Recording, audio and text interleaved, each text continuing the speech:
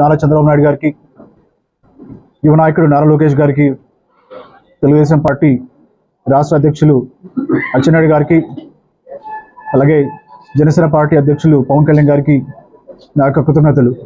నా మీద నమ్మకం ఉంచి మరి చింతలపూడి టీడీపీ ఇన్ఛార్జ్గా నియమించడం నేను చాలా సంతోషిస్తున్నాను.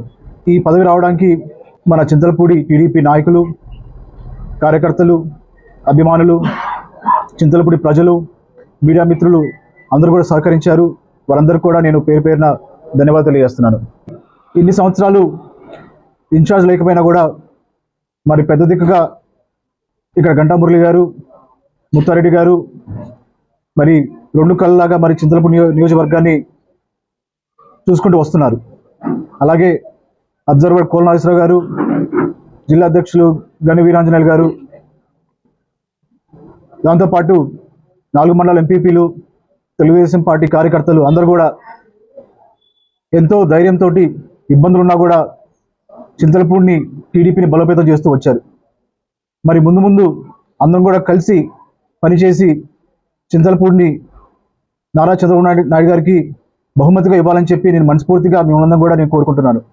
జై తెలుగుదేశం, జై నారా చంద్రబాబు నాయుడు గారు, జై లోకేష్ గారు, జై పవన్ కళ్యాణ్ గారు, జై అచ్చెన్నాయుడు గారు.